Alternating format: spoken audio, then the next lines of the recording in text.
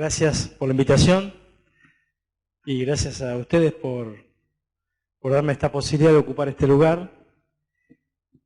Espero que no se duerma, que no se aburra mucho, con lo que vamos a conversar, a comentar en esta noche, en esta mañana. Noche digo porque nuestra iglesia tiene reuniones de noche, aunque la escuela dominical, como esta, es a la mañana. Nuestra iglesia, como decía el hermano, es una iglesia que tiene más de 100 años, fue fundada por un misionero, don Federico Jorge Houghton, australiano, que salió de Australia con 21 años siendo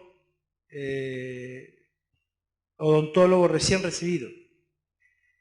Y dedicó todo su tiempo al trabajo como odontólogo y al servicio misionero en Zárate, y se instaló allí la primera iglesia que hubo en la ciudad.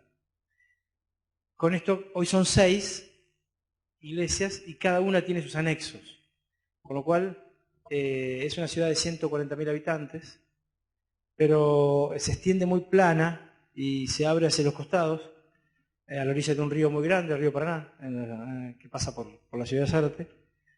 Es el segundo río de Sudamérica, el primero es el Amazonas, el segundo es el Paraná. Y no es una ciudad que tenga demasiados edificios. Los barrios crecen de una manera horizontal, entonces la ciudad se ha extendido horizontalmente, entonces se ha hecho falta que fuesen primero horas felices, después anexos de la ciudad y luego se transformaron en iglesias independientes. Estas 6 iglesias, las 5, la nuestra y 5 más, nacieron de esta iglesia madre. Hoy estamos ya con un testimonio a 100 kilómetros de nuestra ciudad, en la ciudad de San Pedro. Hay un misionero ahí que ha sido encomendado el mes pasado. Y tenemos trabajo de apoyo en Opendorp, una ciudad que está a 40 kilómetros, y en Capitán Sarmiento, una ciudad que está a 100 kilómetros de la ciudad. Es decir, buscando que podamos extendernos. Y la verdad que a esas ciudades van hermanos de cualquiera de las 5 iglesias. Nosotros colaboramos con los hermanos que mandan al misionero a San Pedro y vamos y tomamos reuniones y compartimos con ellos, vamos con los jóvenes y también ellos nos ayudan a nosotros en la extensión en otros lugares. Mire, quiero decirle algo. En la iglesia a la que pertenezco, al menos yo participé de 2 divisiones. Tristes a lo mejor, seguramente. Yo era muy joven, ¿no? Me prometí a los 18 años de mi vida de no participar en ninguna más, de no ser miembro de una división de ese tipo. Es una división traumática. Sí participé en la expansión y fui uno de los motivadores a que los anexos hicieran iglesia independiente y tuviesen sus ancianos y comenzaran a funcionar, y eso está perfecto. Y gracias a Dios las últimas 2, me tocó participar en las últimas 2 iglesias que salieron como anexos y ya son iglesias independientes y se manejan muy bien y a veces mejor que nosotros en la expansión del Evangelio. Pero en esas divisiones, mi familia quedó partida en 3 partes. Algunos quedaron en la iglesia original, como yo, otros se fueron con una división y otros con otra. Y no es aconsejable para nada esto. Hoy las iglesias están en total comunión y gracias a Dios por eso. Pero cuando una iglesia mira la obra misionera, cuando una iglesia, y no estoy hablando de mirar los miles de kilómetros de distancia, no estoy hablando de eso.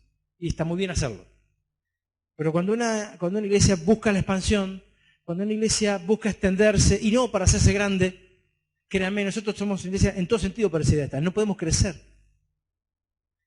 Teníamos 2 terrenos a una cuadra de la plaza, 2 terrenos. Uno donde está la iglesia y otro un terreno baldío en los cuales aprendí a jugar al vóley de joven y jugamos mucho ahí.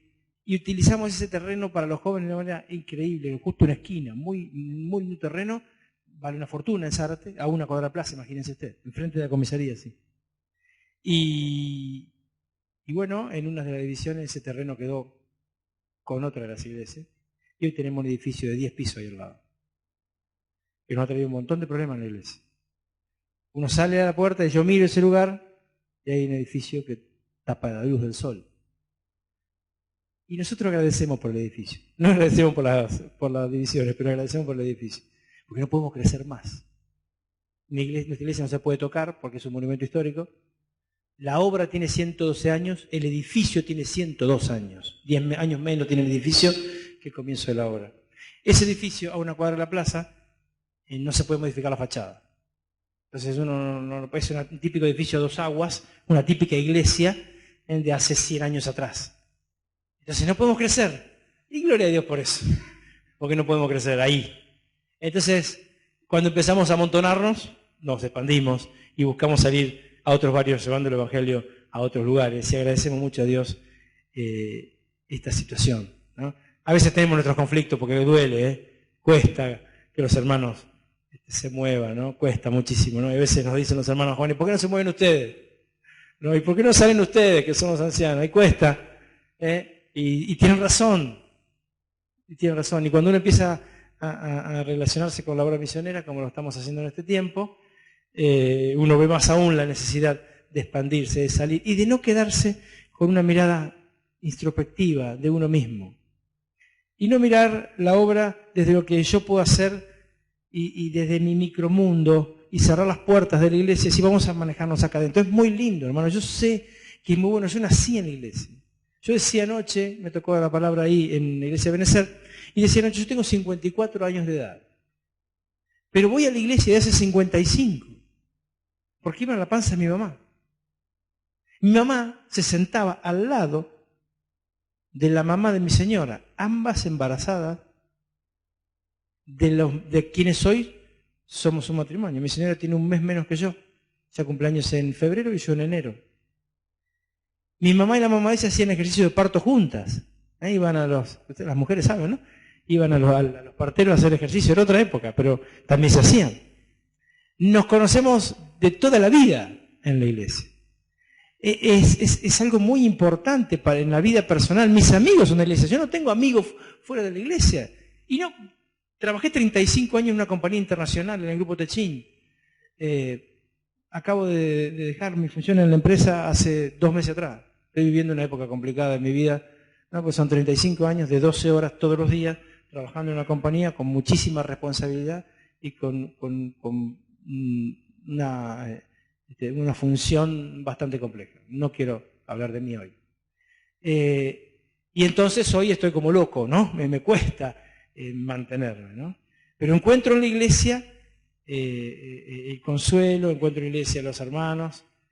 Y hermanos, yo sé que es difícil, pero Dios nos manda a mirar los campos que están listos para la mies. Nos manda a mirar cómo tenemos que llegar a los lugares que aquellos que no han recibido el Evangelio todavía. El mandato es ir. El mandato no es quedarse esperando. El mandato es ir por todo el mundo y predicar el Evangelio a toda criatura. El mandato es salir. El mandato es expandirse. Y no estoy hablando de salir a la obra misionera solamente. No. No podría decirlo, sería muy hipócrita de mi parte. Yo soy anciano en una iglesia. No tengo un llamado misionero.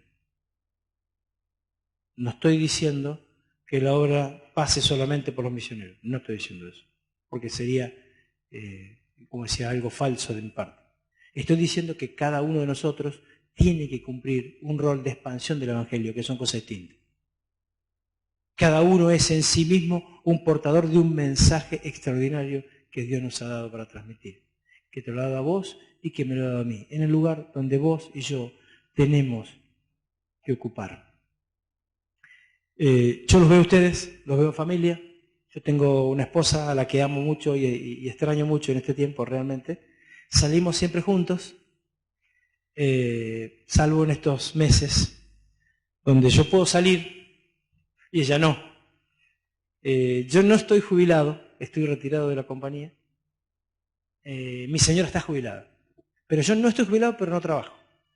No trabajo en la compañía, soy docente también y sigo dando clases en un instituto, en una universidad en Zárate de la ciudad. Mi señora es directora de una escuela evangélica, de Zárate tiene una escuela evangélica. Está jubilada y sigue trabajando, está al revés que yo. Yo no estoy jubilado, pero no trabajo. Ella está jubilada, pero sigue trabajando porque le pidieron que se quedara un año más. Siempre teníamos como idea hacer estas cosas juntos. Y lo hicimos de a poquito que nos movimos afuera del país, lo hemos hecho juntos, salvo en varios viajes que tuve que hacer yo por temas laborales, que otra cosa, donde uno está 12, 13 horas por día dentro de un trabajo, va, duerme en hotel. Yo cuando viajaba por la compañía, mis amigos me dicen, ¿pero no conociste nada? ¿Estuviste en Venezuela y no conociste la represa del Orinoco? No. Tuve un mes y pico ahí, uno de los viajes, y no fui a ningún lado, no me motivaba, me faltaba la mitad. Entonces, llegaba el fin de semana, me quedaba en el hotel, y ahí estaba. Estuve en China, no conocí nada.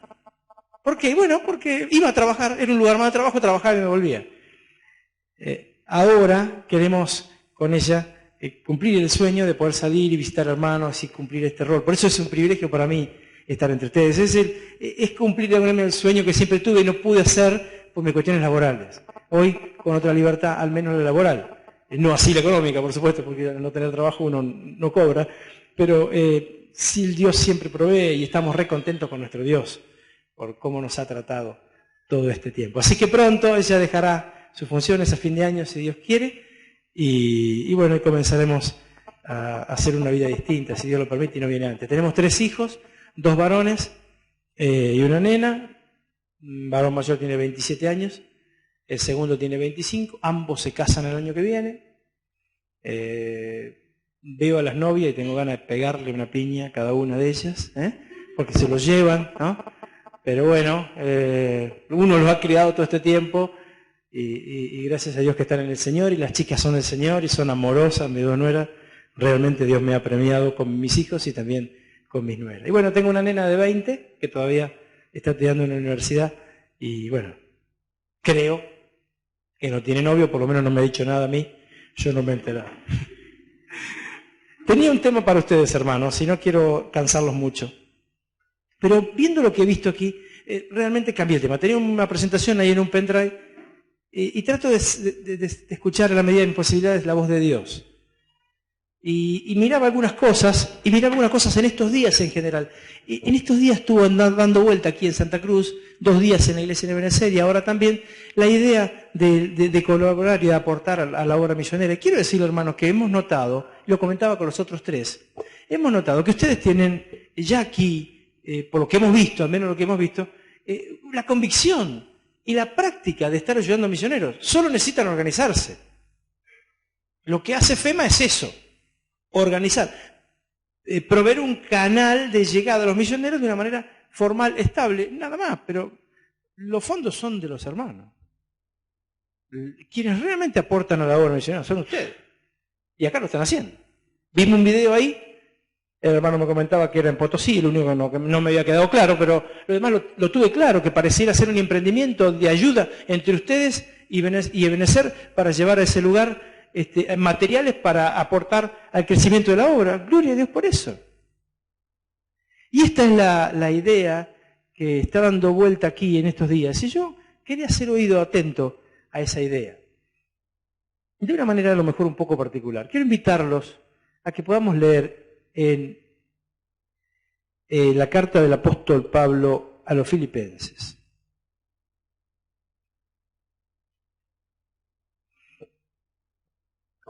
Recordemos, vamos a leer el capítulo 4. Recordemos la historia de la salida del apóstol Pablo. El apóstol Pablo sale de Antioquía. Él sale de Antioquía encomendado en el capítulo 13 de Hechos junto con Bernabé. Y a mí me encanta estudiar, no me quiero meter en ese tema porque me gusta tanto que los voy a cansar y nos vamos a ir acá a las 5 de la tarde. Y no quiero eso, porque ustedes tienen hambre y yo también. Tenemos que comer. Cuando uno mira ese pasaje de la Escritura, encuentra el modelo de encomendación cristiana, el modelo que está en la palabra de Dios.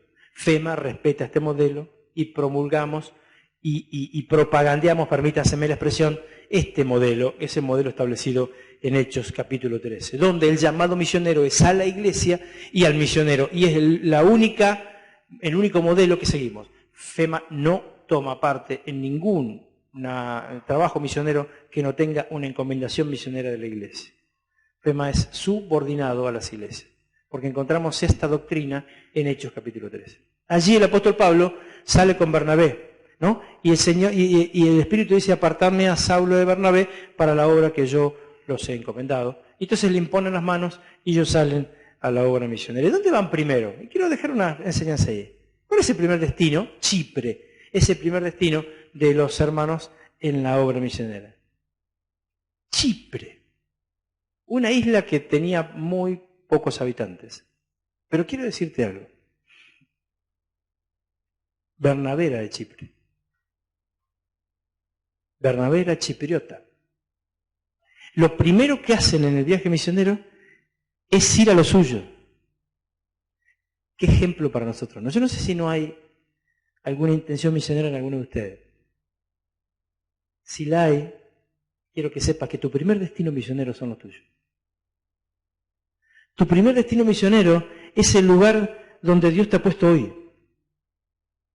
Tu primer destino misionero es hablarle al que está al lado tuyo, al que te peleaste la semana pasada, con el que no te hablas de hace un mes, con aquel esposo que te maltrata a lo mejor, o con aquella esposa que te ha abandonado, con el hijo que te cuesta tener una relación con él, o con aquel padre que parece autoritario. No conozco a nadie de ustedes, con lo cual hablo con total libertad, no estoy hablando para ninguno de ustedes en particular. El primer destino misionero es el tuyo. Claro, leía recién el hermano Juan que el propio Señor Jesucristo manifestó que no había profeta en su tierra. ¿Sí? Entonces, fue a otro lugar donde fue bien recibido, estuvo en Galilea. Lo leímos recién, en la Escritura.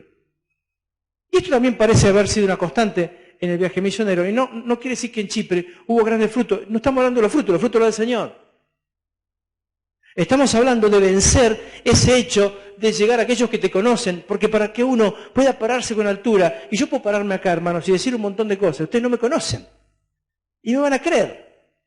Y a lo mejor estoy siendo falso, hipócrita en lo que digo, porque no conocen mi vida. Y usted me puede contar maravillas de usted, y yo le voy a creer, porque no lo conozco. Ahora, es distinto cuando yo voy a Zárate, porque tengo unas cuantas marcas sobre mi espalda. Porque sé que los hermanos que están ahí escuchando saben quién soy. Y sé que me he equivocado muchas veces. Y sé que muchas veces he fallado. Y entonces en ciertas cosas no tengo autoridad. Es difícil. Para mí es más fácil acá que allá.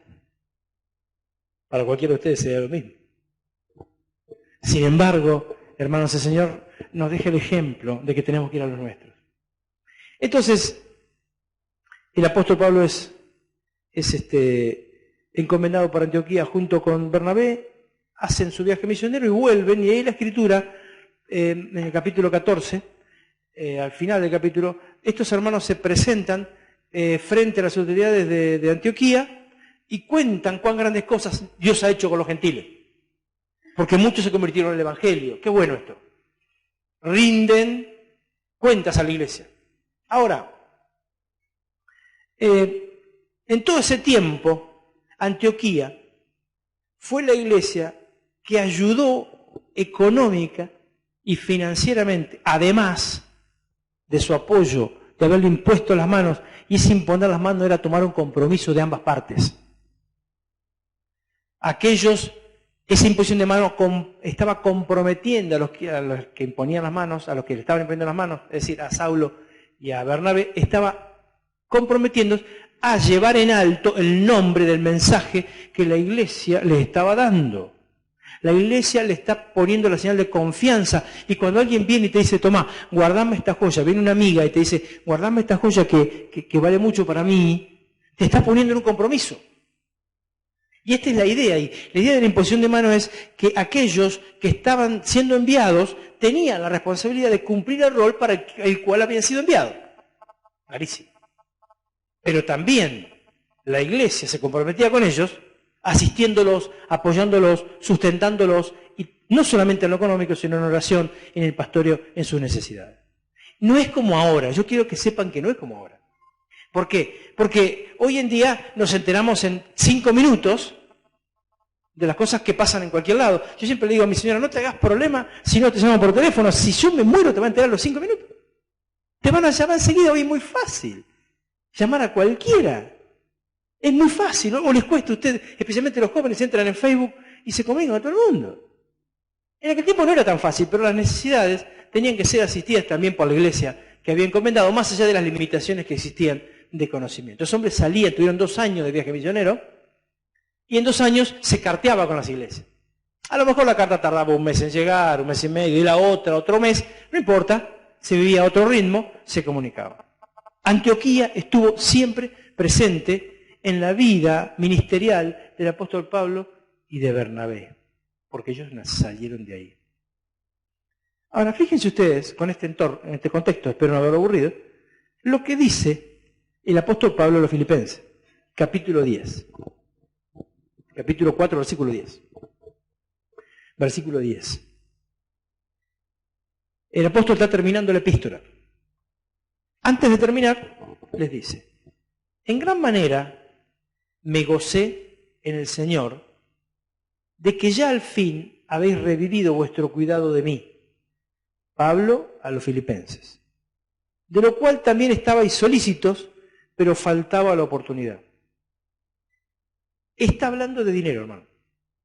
Está hablando de ofrenda.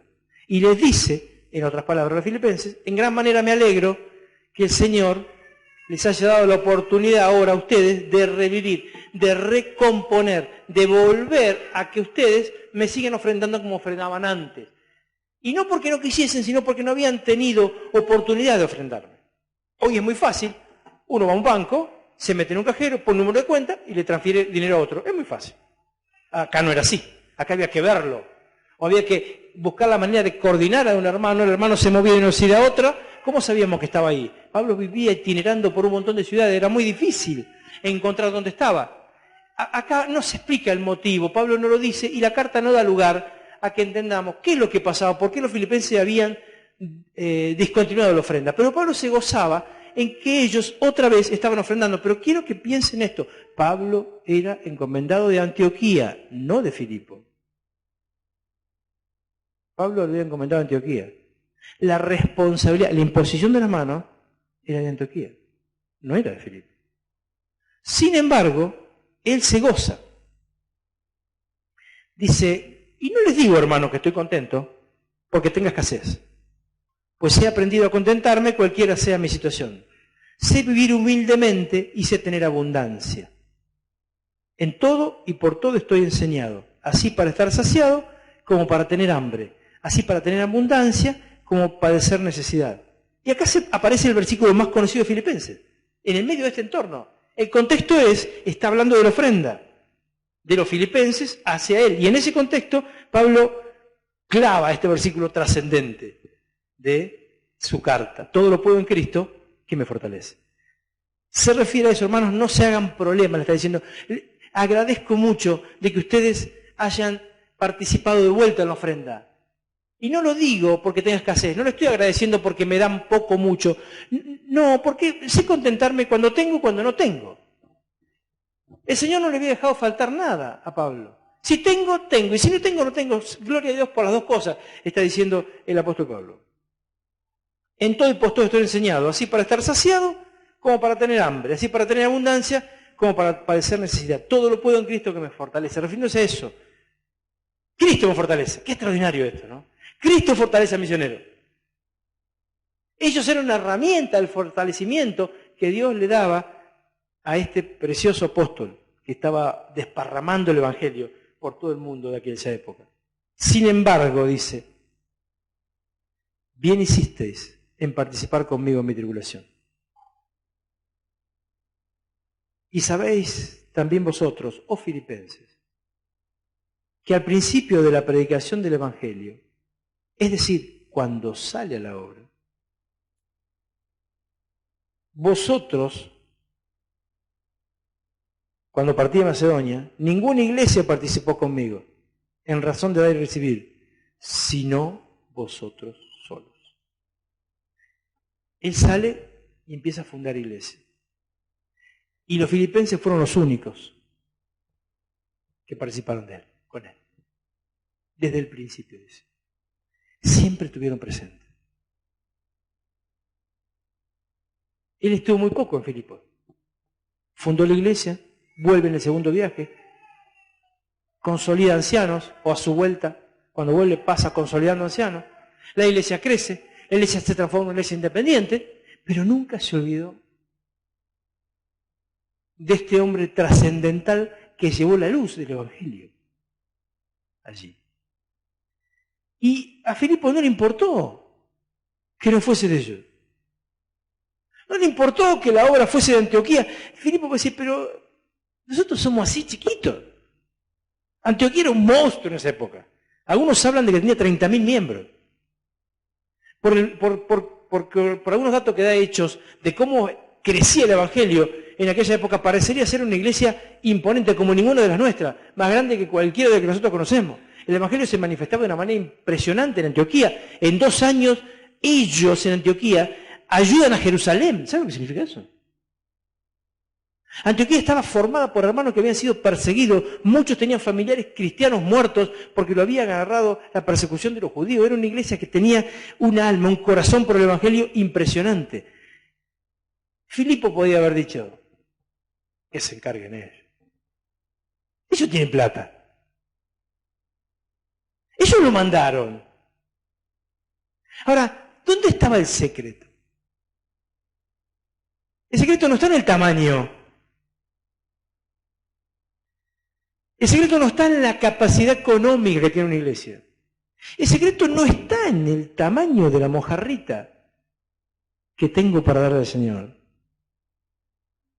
El secreto no está en el tamaño del miñón, de los 5 millones que tengo. No está ahí. Este chico, y doy este ejemplo porque usted conoce, sin leer el pasaje, estoy hablando de la multiplicación de los panes y los peces. El Señor Jesucristo no tuvo en cuenta, porque Él no tiene en cuenta nuestras limitaciones. Antioquía es cierto que era la iglesia que sustentaba a Pablo, y créanme, Antioquía lo hacía con generosidad. No es que Antioquía no lo hacía. Acá no dice el apóstol Pablo que Antioquía no lo hace. Está hablando de las iglesias que él formó. Dice, al principio de la predicación del Evangelio, cuando partí de Macedonia. ¿Se entiende? Está hablando de que cuando él comienza este proceso de fundación de iglesias y de predicación del Evangelio. De todas esas iglesias, ni los Efesios, ni Colosenses, ni la extraordinaria Tesalonicenses. Eran iglesias que participaban con él. Él lo dice claramente, si no solo ustedes, algo particular tenían los filipenses. Habían entendido el concepto de lo que significaba la obra misionera. Sin embargo, bien hiciste en participar conmigo en mi tribulación. El apóstol Pablo sabe que es indigno de sufrir por el Evangelio. Concepto profundo. Él dice, yo no soy digno de sufrir por Cristo. Si sufro, sé que es por su gracia. Fíjense la profundidad del concepto, hermano. Nosotros a veces pensamos distinto, ¿no? Nos da gusto dar lástima, ¿no? O a veces escuchamos a algunos que cuentan de sus peripecias. A mí me encanta el retorno de Pablo y Bernabé, y no me quiero meter ahí por amor al tiempo. Cuando ellos vuelven a Antioquía, dice, ellos refirieron cuán grandes cosas Dios había hecho con ellos entre los gentiles y cómo el Evangelio había ganado a un montón de gentiles para su gracia, para su honra y para su gloria. No dice que contaran los problemas que tuvieron. 2 años a pie, recorriendo un montón de ciudades. Y uno ve el detalle, tuvieron contrariedades, problemas, contradicciones. Tuvieron gran cantidad de problemas. Ellos no refieren eso. No dice, refirieron cuán grandes problemas habían tenido. No, dice, refirieron cuán grandes cosas Dios había hecho con ellos. ¿Por qué? Porque su sufrimiento lo consideraron indigno. Ellos se consideraron indignos de sufrir por el Evangelio. ¿Cuántas veces nosotros nos enojamos? En mi iglesia siempre hay un grupo de hermanas que se encargan de acomodar de la limpieza de la iglesia, ¿no? Entonces nosotros trabajamos con los jóvenes, yo estoy trabajando con los jóvenes hace 38 años, ya me están echando, pero todavía resisto. Estamos trabajando con ellos y claro, el sábado a la noche es un lío, la verdad es un lío, la iglesia queda un lío. El domingo a la mañana está la cena del Señor, como acá. Acomodamos los bancos, nosotros servimos las copitas, dejamos todo listo para que nadie vaya a la mañana temprano a preparar las cosas. La cena es un poquito más temprano que acá. Entonces está todo preparado. Pero la iglesia nos deja tener un poco de signos de la actividad que tuvieron los jóvenes. El domingo está todo el día la actividad de la iglesia, y reunión en la mañana, y a la tarde y a la noche, con lo cual la iglesia no se limpia. Vienen las hermanas el lunes y se enojan. Y dice, pero hermano, ¿qué hicieron el domingo? No lavaron las ollas, dejaron las tazas sucias, no lavaron las jarras, y se quejan. Y yo le dije, una vez le dije, hermano, pero hermano, usted sirve al Señor, dele gloria a Él, porque tiene más trabajo. ¿O no es así? ¿Somos dignos de lavar una taza para Él? No. No te quejes por la obra que haces para Él. Gloria a Dios. Porque el apóstol Pablo tenía claro que él no era digno de sufrir. Tenía claro que él no podía morir como Jesucristo. Porque era una ofensa para él que lo crucificaran igual que su Señor. Y esto es fundamental que lo tengamos presente, hermano. En la obra del Señor tendremos contrariedades, tendremos problemas, tendremos dificultades. Y el apóstol le dice a ellos, bien hicisteis en participar conmigo en mi tribulación. Él comparte la tribulación con ellos, porque para él era un honor la tribulación. Él dice en este capítulo, se los dice allá adelante, le dice, porque para mí el vivir es Cristo y el morir es ganancia. Una profundidad, una postura, una posición espiritual notable de este apóstol, ¿no? Y él se lo comparte, dice, ¿qué quiero compartir con ustedes? Quiero decirles que estuvieron bien ustedes compartir en mis tribulaciones, porque yo no soy digno de tener una tribulación por el Señor. Gracias, quiero compartirla con ustedes, para que ustedes también sufran por Él. Para que también dediquen a Él. Ahora, la Escritura sigue. Fíjense lo que dice. Pues aún en Tesalónica me enviaste una y otra vez para mis necesidades. Fíjense lo que dice, ¿no? Porque aún en Tesalónica era una iglesia que amaba a Pablo y Pablo los amaba, ¿eh? Ustedes ven las dos cartas del apóstol Pablo a los tesalonicenses, se van a dar cuenta que era una carta especial. Es una iglesia especial, Tesalónica, donde Pablo encuentra una fidelidad, donde encuentra un amor fraternal, donde encuentra un impacto del evangelio en la gente único. Pero él les dice, pero ni aún Tesalónica, pues aún en Tesalónica o a Tesalónica me enviaste una y otra vez para mis necesidades. Los filipenses sabían que él en Tesalónica estaba bárbaro, se sentía re bien, se encontraba en el mejor lugar donde él podía estar, en Tesalónica. Aún así, ellos le enviaron ofrendas a Tesalónica. No es que busque dádivas, sino que busco fruto que abunde en vuestra cuenta. Y quiero quedarme con este versículo y terminar con esto. Y el apóstol Pablo tenía un problema, y lo podemos ver en algunos pasajes que nos dan luz sobre esto. Tenía varios problemas. Uno de ellos lo tenía internamente. ¿Por qué? Porque muchos lo cuestionaban porque vivía del Evangelio. Y él hace una defensa de su apostolado en Corintios. No lo vamos a ver. Muchos lo cuestionaban porque le decían, vos vivís paseando y las iglesias te sustentan. Otras iglesias se ofendían cuando él estaba con ellos y construía carpas. Porque decía, vos no querés mi dádiva. Era un problemón. Entonces él es muy prudente en lo que está haciendo acá, en lo que está diciendo. Cuando le escribió a los filipenses dice, no es que busque dádivas, no busco dádivas. ¿Pero qué busco? Sino que busco fruto que abunde en vuestra cuenta. Todo lo he recibido y tengo abundancia, estoy lleno, habiendo recibido de Epafrodito lo que me enviaste, olor fragante, sacrificio acepto, agradable a Dios. Ustedes saben que el apóstol cuando escribe esta carta está preso en Roma. Epafrodito lo va a visitar. Le cae en un momento difícil. Pablo venía del naufragio, lo habían picado una víbora, había tenido una experiencia malísima, estaba llegando al final de sus días, él sabe esto, se da cuenta. Entonces, quiere decir lo que ustedes me mandaron me dio alegría, gozo, no sabemos de qué se trata. A lo mejor no sabemos si es plata en plata, a lo mejor era un capote, a lo mejor era un libro, no sabemos bien qué le mandan los filipenses a él. Pero sí sabemos que era olor fragante, sacrificio acepto, agradable a Dios. Mi Dios, pues, suplirá todo lo que os falta conforme a sus riquezas en gloria en Cristo Jesús. Al Dios y Padre nuestro sea gloria por los siglos de los siglos. Amén. Hermano, quiero que pensemos un minuto en la ofrenda. Ustedes lo están haciendo. ¿Por qué terminé leyendo este pasaje? Para nada lo había traído preparado. Lo termino leyendo porque está dando vuelta acá la idea de la ofrenda. Y yo quiero que sepas que la ofrenda, según lo que Él nos enseña acá, como bien lo dice, busco fruto que abunde en vuestra cuenta. La ofrenda no es una obligación del cristiano, hermano. Yo no sé qué piensa usted. No es una obligación. El Señor Jesucristo se ofreció a sí mismo en precio de rescate por cada uno de nosotros. Nadie lo mandó. Él se ofreció. Dios no quiere que vos, con dolor, que usted, con dolor, ponga la mano en el bolsillo y lo ofrenda a Él. La ofrenda abunda en vuestra cuenta. La ofrenda es un privilegio.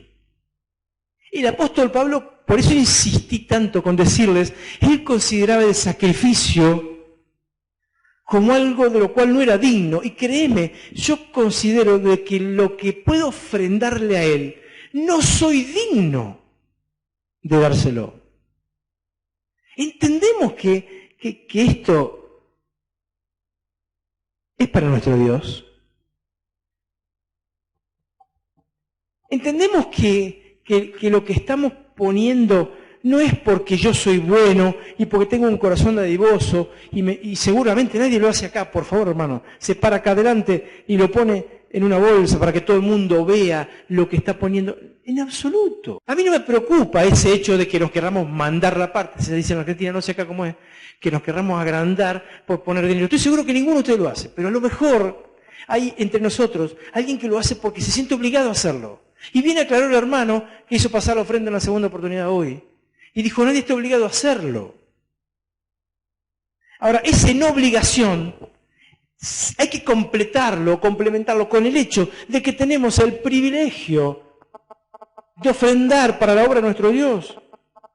A lo mejor yo no puedo salir a la obra, porque Dios no me llama, pero puedo ser participante. Y Él se nos dice al principio que vosotros halláis, dice, estaba ese, dice, ¿dónde lo?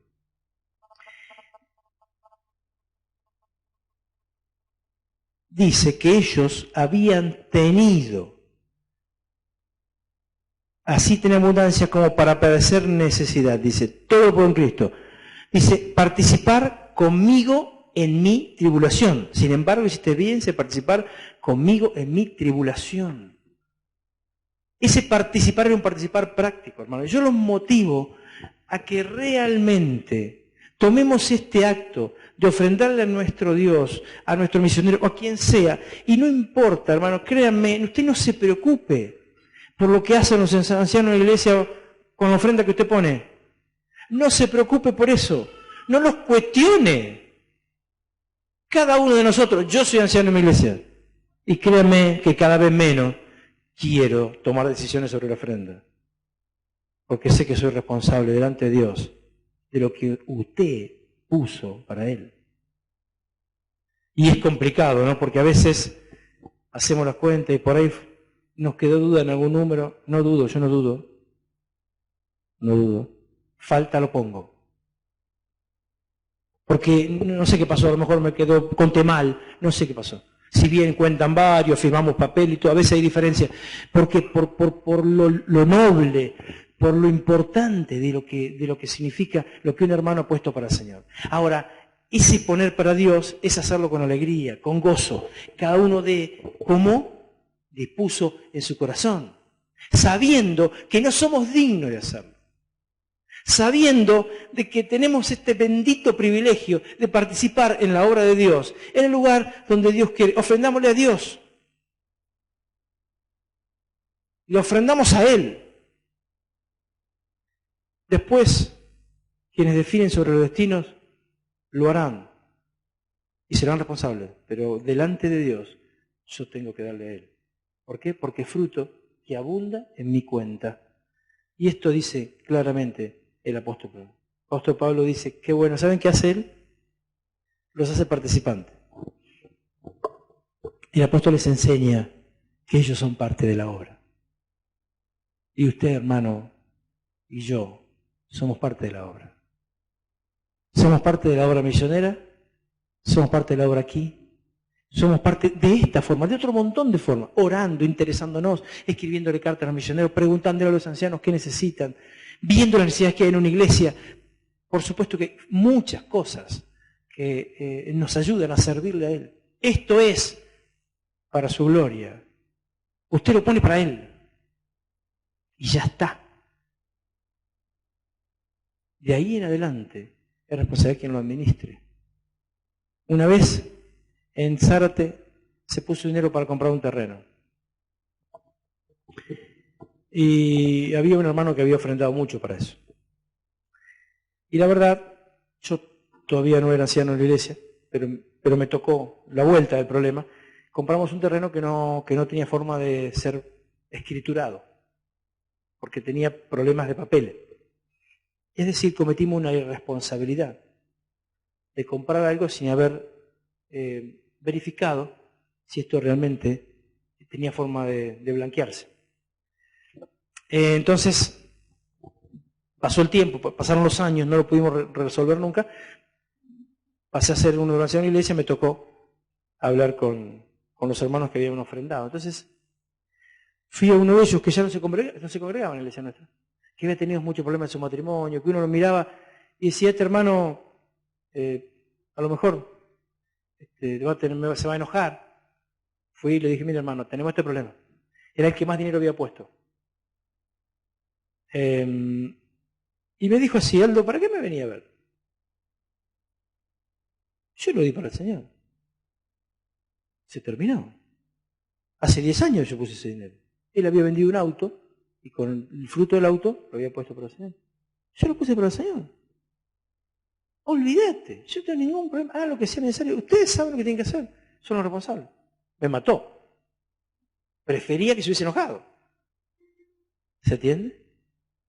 ¿Por qué? Porque él tenía un concepto perfecto de lo que era ofrenda. Yo lo ofrendé para el Señor. Ya está anotado en su cuenta esa ofrenda, más allá de lo que yo haga. A veces nosotros decimos, no, a aquel no le ofrendamos porque se manda la parte, medio, aquel misionero sí, al otro no, porque, hermano, usted lo ofrenda al Señor. Si lo ofrenda a la persona, no es ofrenda, es limosna. La Escritura es clara en la diferencia. Una cosa es la limosna y una cosa es la ofrenda. Uno limosna a quien cree que tiene una necesidad.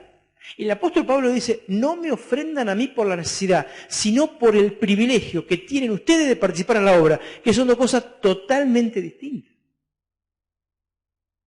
¿Se entiende, no? La ofrenda es una cosa, es a nuestro Dios. Nosotros no hablamos de nuestras ofrendas a Dios, hablamos de al Señor nuestras ofrendas. A Él se lo damos. Y es un privilegio nuestro de que podamos hacerlo. Ojalá entendamos este concepto, hermanos. Y cuando tengamos que poner la mano en el bolsillo, lo hagamos con alegría, sabiendo que no somos dignos de poner algo nuestro o que Dios nos ha dado a nosotros para su obra. No somos dignos de hacerlo. Y también sabiendo que Él no es deudor de nadie. Pero no lo hagas, porque Él no es deudor de nadie. Algún hermano dice, me decía un hermanito que tenemos en la iglesia el otro día, que tengo unos temas psiquiátricos por hermano, ¿no? Decía, Aldo, decime dónde puedo ofrendar yo. ¿Por qué quiere ofrendar, güey? Él no va a la reunión de la cena, es un hermano bastante... Porque yo sé que si le doy a Dios, Él me va a dar a mí. Ese no es el criterio, hermano. Es cierto que es así. Pero nosotros tenemos que ofrendar sabiendo que así participamos de la obra. Y aquellos que no somos dignos, Dios nos permite en Cristo la posibilidad de serlo. Y entonces ofrendaremos con alegría, ofrendaremos con gozo y le daremos al Señor lo mejor. ¿Por qué? Y bueno, porque justamente le estamos dando a quien es lo mejor para nosotros, lo mejor que tenemos. Que Dios nos ayude a tener esta visión. Disculpen que me pasé un poquito con el tiempo.